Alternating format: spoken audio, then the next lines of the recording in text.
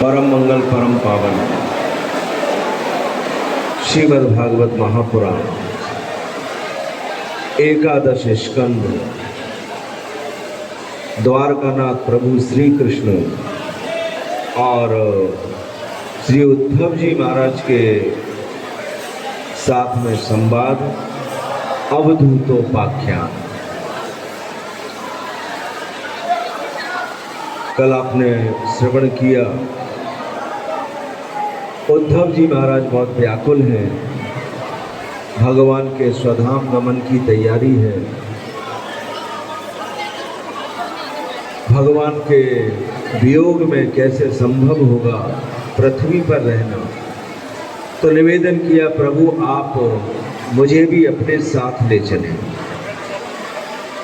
तो भगवान ने श्री उद्धव जी महाराज को धैर्य धारण कराने के लिए आत्म तत्व का उपदेश दिया और उसमें श्री दत्तात्रेय जी का चरित्र श्रवण कराया। बहुत अच्छी अच्छी बातें इस प्रसंग में आई हैं। सबसे पहली बात, जो सीखना चाहता है वही सीख सकता है, जो सीखना ना चाहे कोई भी बात हो। देखो, संसार में बहुत प्रकार की बातें हैं, कुछ अच्छी होती हैं, कुछ बुरी होती हैं, कुछ हमारे काम की होती हैं, कुछ बातें ऐसी होती हैं जिनसे हमें जिंदगी में कोई लाभ नहीं मिलने वाला है, व्यर्थ की होती है। तो सीखते तो हम हैं। कोई बिगड़ जाए, उससे बाद में पूछा जाए, भाई तुम तो बहुत बढ़िया थे, बिगड़ कैसे गए? बोले, अरे उसके साथ में रहते हैं, उसकी आदतें आ गई। तो सीखा तो ये भी है, अगर सीखने की आदत नहीं होती तो गंदी बात कैसे सीख जाती। अब सवाल ये है कि हम सीख क्या रहे हैं। भगवान स्पष्ट रूप से इस प्रसंग में कहते हैं, पौरुषी प्रिया, ये जो मनुष्य का शरीर जिन्होंने धारण कर रखा है वो मुझे सबसे अधिक प्रिय है।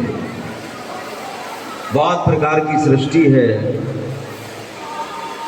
उद्भिज है, स्वेदज है, जरायुज है, अंडज है, एक पैर वाले, दो पैर वाले, तीन पैर वाले, चार पैर वाले, सैकड़ों पैर वाले, बहुत सारे जीव जंतु जीव हैं संसार में। हम लोग तो जानते भी नहीं, ऐसे ऐसे जीव हैं संसार में। सभी ने शरीर धारण कर रखे हैं,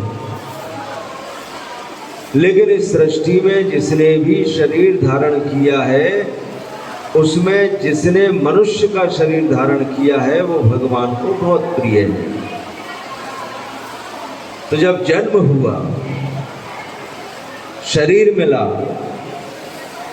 भगवान के हम प्रिय हो गए। उसके बाद में फिर जिंदगी चलती है। अब उस जिंदगी में अब कर्म करने के लिए हम स्वतंत्र हैं। कैसे हमारे विचार हैं, क्या हम कर्म करते हैं, किस कारण से करते हैं, उससे जिंदगी की जो दिशा है वो निश्चित होती जाती है। तो दत्तात्रेय जी महाराज ने जहाँ जहाँ से जो सीखा उनको शिक्षा गुरु माना। बहुत सारे गुरु होते हैं, मुख्य रूप से 4 प्रकार के होते हैं, उसमें भी मुख्य रूप से 2 प्रकार हो गए, एक शिक्षा गुरु और एक दीक्षा गुरु। ईश्वर प्राप्ति के निमित्त जो हमें मंत्र प्रदान करते हैं उन्हें दीक्षा गुरुदेव कहते हैं। मंत्र देते हैं, उस मंत्र की जो साधना विधि है उसको समझाते हैं, सिखाते हैं, परीक्षण करते हैं और धीरे धीरे हम ईश्वर के निकट पहुंचते हैं। तो दीक्षा गुरु जीवन में केवल एक ही होते हैं। उस मार्ग के पथ को बढ़ाने वाली शिक्षाएं हमको जहाँ से मिलती हैं वो सब शिक्षा गुरु हो जाते हैं। यह जिंदगी में हमारी जिंदगी को सुंदर बनाने के लिए, अच्छा बनाने के लिए शांत बनाने के लिए, सरल बनाने के लिए, व्यवस्थित बनाने के लिए कहीं से हम कुछ सीख लें किसी को देखकर, तो वो शिक्षा गुरु होते हैं, कितने भी हो सकते हैं। तो द्वारकानाथ प्रभु भगवान श्री कृष्ण श्री उद्धव जी महाराज से कहते हैं कि उद्धव, मेरे जो पूर्वज है श्री यदु महाराज, ये 5 भाई थे।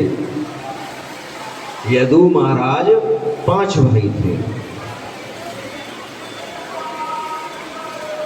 उन 5 भाइयों में जो एक यदु महाराज थे, यद्यपि इनके पिता ने इनको शाप दिया था कि तुम और तुम्हारे वंश में जो भी उत्पन्न होगा राज्य गद्दी के अधिकार से वंचित रहेगा, ये एक अलग कथा है। उन यदु महाराज के वंश में भगवान श्री कृष्ण का प्राकट्य हुआ, इसलिए उसको यदुवंश बोल देते हैं। तो यदु महाराज का दत्तात्रेय जी के साथ में संवाद हुआ है। अवधूत हैं, ब्रह्मवेत्ता हैं, बहुत श्रेष्ठ हैं। तो दत्तात्रेय जी महाराज से जब पूछा यदु महाराज ने कि आप सदैव आनंद में अवस्थित रहते हैं, तो ऐसा जो आनंद है वो आपने किस प्रकार प्राप्त की? अब बात वही है कि हम जो जिंदगी में चाहते हैं वो मिल सकता है, कोई बहुत बड़ी बात नहीं है। लेकिन समस्या वहाँ पैदा हो जाती है कि जो हम जिंदगी में चाहते हैं वैसे लक्षण हमारे अंदर उत्पन्न नहीं हो पाते हैं। लक्षण से लक्ष्य की प्राप्ति होती है, न्याय दर्शन का सिद्धांत है। जो भी हमारा जिंदगी में लक्ष्य है उसको प्राप्त करने के जो लक्षण हैं वो हमारे अंदर आ जाए, और लक्षण बिल्कुल सटीक होने चाहिए। तो उन लक्षणों के द्वारा धीरे धीरे लक्ष्य तक हम पहुंच जाते हैं। अब लक्ष्य कुछ और है, चाहते हैं सुख, चाहते हैं शांति, चाहते हैं पद, चाहते हैं प्रतिष्ठा, चाहते हैं धन, चाहते हैं वैभव, चाहते हैं ऐश्वर्य, चाहते हैं ज्ञानी हो जाएं, लेकिन उनको प्राप्त करने की जो विधियां हैं, जो लक्षण हैं, वो नहीं चाहते हैं, तो कैसे प्राप्त हो? सब कुछ इस संसार में है, सब कुछ इस प्रकृति में है, सब कुछ इस वातावरण में है। अपने मतलब की बात हम कहीं से भी सीख सकते हैं, थोड़ा सा प्रयत्न करना पड़ता है। तो दत्तात्रेय जी महाराज ने 24 स्थानों से शिक्षा प्राप्त की है, और उन सब बातों को यदु महाराज को बताया है। उस प्रसंग को आज द्वारकानाथ प्रभु श्री कृष्ण द्वारका लीला में श्री उद्धव जी महाराज को आत्म तत्व का उपदेश देने के लिए श्रवण करा रहे हैं। ये पूर्व भूमिका है इस प्रसंग की। 24 गुरुओं में पृथ्वी, वायु, आकाश, जल, अग्नि, चंद्रमा, सूर्य, कबूतर, अजगर, समुद्र, पतंग, भौरा या मधुमक्खी, हाथी, शहद निकालने वाला, हरिण, मछली, पिंगला नाम की वेश्या, कुरर पक्षी, बालक, कुंवारी कन्या, बाण बनाने वाला, सर्प, मकड़ी और भृंगी कीट। अब देखो ऐसे ऐसे नाम हैं कि हम सोचेंगे इनसे क्या सीखेंगे। हम तो मनुष्य होकर जो इस संसार में श्रेष्ठ मनुष्य हैं उनसे ही कुछ नहीं सीख पाते हैं। यहाँ देखो पशुओं से भी सीखा, पक्षियों से भी सीखा, यहाँ तक पिंगला नाम की एक वेश्या है उससे भी सीखी है। तो संसार में हर एक के अंदर कुछ ना कुछ विशेषता होती है। अब हमारी दृष्टि कैसी है? दृष्टि यदि हमारी शुद्ध है तो निश्चित जो भी दृश्य हमारे सामने है उससे कुछ ना कुछ हमको प्राप्त हो जाता है। और दृष्टि हमारी अशुद्ध है तो चाहे कितना भी श्रेष्ठ मनुष्य सामने बैठा हो उसमें भी हम दोष देख लेते हैं। अब सबसे पहले देखो पृथ्वी। पृथ्वी पे हम लोग रहते हैं, पृथ्वी पे घूमते फिरते हैं, पृथ्वी का दर्शन करते हैं, 24 घंटा पृथ्वी को देखते हैं, लेकिन हम लोगों ने कुछ नहीं सीखा पृथ्वी से। लेकिन दत्तात्रेय जी महाराज ने जब पृथ्वी को देखा तो बहुत बड़ी शिक्षा ली, धैर्य की, क्षमा की। पृथ्वी पर जितने भी मनुष्य हैं वो बहुत सारे अत्याचार करते हैं। कथा आती है भगवान श्री कृष्ण के प्राकट्य की, जब पृथ्वी पे बहुत सारे अत्याचार हुए, इतने अत्याचार की पृथ्वी सहन न कर पाई, तब पृथ्वी गौ का रूप धारण करके ब्रह्मा जी की शरण में गई थी। भगवान श्री कृष्ण के प्राकट्य की आप लोगों ने कथा सुनी होगी, उसमें प्रारंभ यहीं से है। अपने कष्टों का वर्णन किया पृथ्वी ने ब्रह्मा जी से, गौ रूप धारण करके गई। ब्रह्मा जी पृथ्वी देवी को लेकर क्षीर सागर पे पहुंचे, पुरुष सूक्त से भगवान की स्तुति की, भगवान प्रसन्न हुए, ब्रह्मा जी समाधिस्थ हुए। यहाँ से भगवान श्री कृष्ण के प्राकट्य की जो लीला है उसका शुभारंभ हुआ है। तो पृथ्वी पे तो अत्याचार होते हैं, यहाँ भी स्पष्ट हो गया, हम सब करते हैं। कोई भी छोटा सा उदाहरण देख लो, आजकल तो बड़ी भारी व्यवस्था है, कोने में, सड़क पे, तिराहे पे कूड़ा फेंकने के डिब्बा लगे रहते हैं ना आजकल। देखा होगा आपने कि पृथ्वी पे गंदगी ना हो तो बहुत सारे समाज सेवी या निगम वाले या नगर पालिका वाले प्लास्टिक के बड़े बड़े डिब्बे या लोहे के बड़े बड़े डिब्बे रख देते हैं। एक बार उस डिब्बे के पास खड़े हो जाना, 10 लोग कूड़ा फेंकेंगे तो 5 का ही कूड़ा अंदर जाएगा, 5 का बाहर जाएगा। हम तो रोज देखते हैं वृंदावन में बहुत सारे लोग आते हैं ना, आजकल तो भीड़ बहुत है,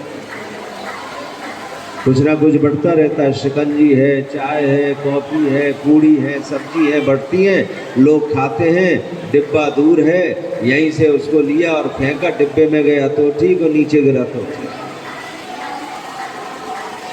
तो गंदगी हुई पृथ्वी पर, उस गंदगी ना हो इसलिए व्यवस्था की गई। उस व्यवस्था को हम कहाँ मानते हैं, जमीन पे ही फेंक देते हैं ना।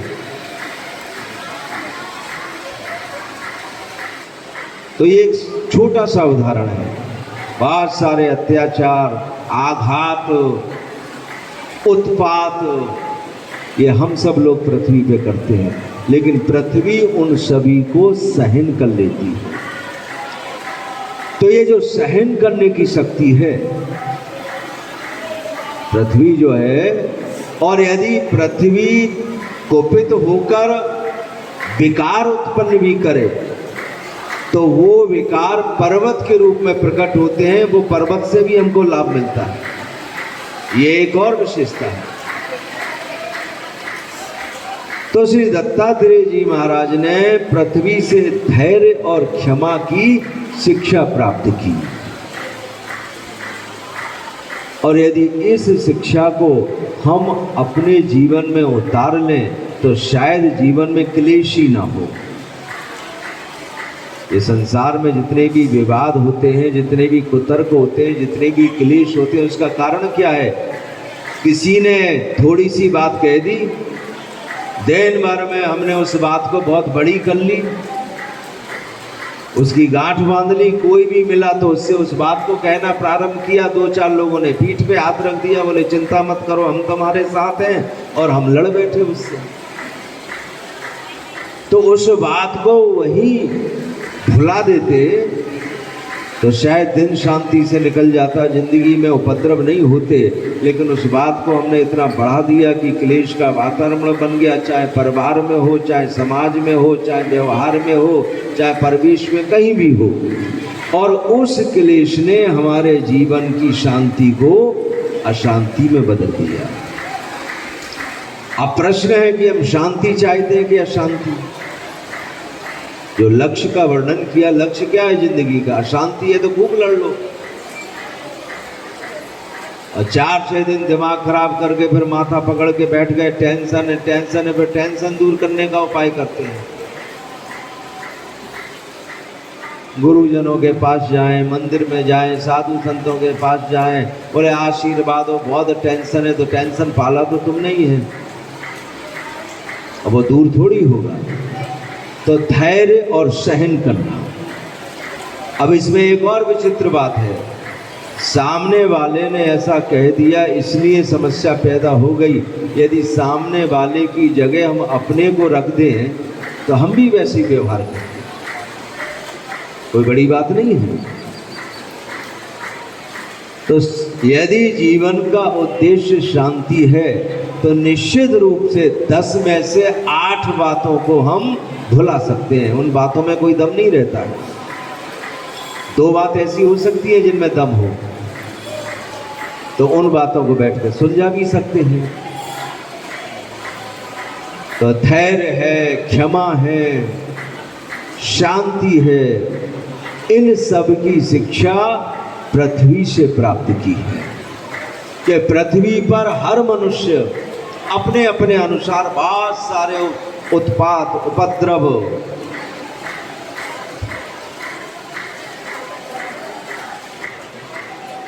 अब आप लोगों के यहाँ तो सभ्य लोग रहते हैं, हमारे यहाँ तो आप किसी भी कॉर्नर में देख लो उत्तर प्रदेश में, तो अधिकांश कॉर्नर जो होते हैं ना, वहाँ पे पान की पीकी मिल जाती है या गुटखा की, थूके और चल दिए, ये भी अत्याचार है। सुंदर जगह को हमने गंदी बनाया, ये भी तो अत्याचार हुआ, उत्पात हुआ। लेकिन सब कुछ सहन करने की जो शिक्षा है, वो शिक्षा दत्तात्रेय जी महाराज पृथ्वी से प्राप्त करते हैं कि हमारा मार्ग अलग है, हम उपद्रव के मार्ग में नहीं जाना चाहते हैं। तो जब हमारा मार्ग ही अलग है तो व्यर्थ में हम इस उपद्रव के मार्ग में क्यों पड़े। हमारी जो जिंदगी है वो ज्यों की त्यों चलती रहे, अपना धैर्य, अपना धीरज, अपना क्रोध। कई लोगों का तो चेहरा ही ऐसा होता है कि मुस्कुराते समय भी क्रोध की मुद्रा दिख जाती है। कई लोग ऐसे होते हैं जो शांत हैं फिर भी चेहरा बहुत मुस्कुराता हुआ दिखता है। तो ये सब हमारे जीवन की व्यवस्थाएं हैं। तो इन सारी व्यवस्थाओं को सही करने के लिए जिस मार्ग के हम पथिक हैं, उस मार्ग पर ज्यों की त्यों चलते रहें। संसार में जितना हो उतना इन उपद्रवों से और उत्पातों से हम बचे,